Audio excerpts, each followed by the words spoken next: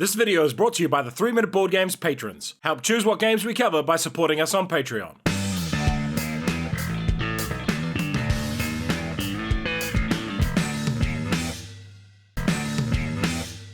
Kia ora koutou and welcome to 3 Second Board Games, the fastest review channel on the internet. This dice drafting game is Shem Phillips' tightest design.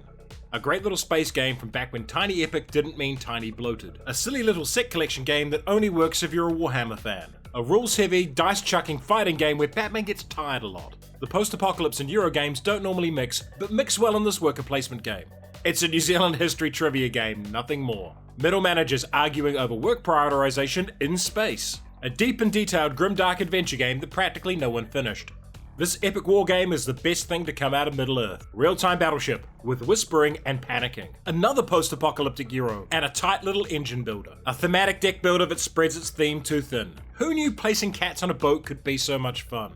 This is a classic tile drafting game that no one talks about anymore. A fascinating negotiation game let down by its trader system. It shouldn't have tried to be Battlestar. Great idea, terrible mechanics. Can Judge Dredd get a good game? A safe and relaxing hospital management game.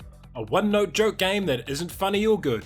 The sort of miserable train game I absolutely hate. If you liked Unsettled, check out this wacky space exploration game too. A simple spatial puzzle game that's really satisfying. So good I decided to make a game in the same series. This cute push-your-luck game is a fresh take on zombies. The closest board gaming comes to a proper RPG. An excellent short 4X game. Arc Nova owes this game a lot. 45 years old and the wacky power system still wows people. The presentation is chocolate covered, but the gameplay is a bit like Carib. A deceptively deep light game that just looks gorgeous. Deck building plus real-time snap equals utter chaos. This fantasy adventure is so big and heavy it crushed the company that made it. Mechanically, an excellent game, but the theme and slavery are definitely not for everyone. A card-based dice-chucking RPG with a lot of replayability. A surprisingly good race-against-the-clock light war game. A version of Dune that's fat-free, sugar-free, and dairy-free. The iconography ain't great, but the gameplay is exceptional. This small box set collection game about trees will give you a massive headache in a good way. A card collecting game about being a card collector. Deeply meta, but absolutely brilliant. One of Ryan Kenichia's many boring, forgettable games. Stalingrad from the strategic to the personal level. A masterclass in solo board gaming. A light set collection game that's easy to teach and utterly inoffensive. A better Machikoro than Machikoro ever was. A fun dice-based set collection game. An air combat game that is incredibly casual and friendly, but perfect for die-hard fans of the genre. The deepest of the Azul games, but missing some of the original's charm. An okay dice drafting game that leans heavily on its theme.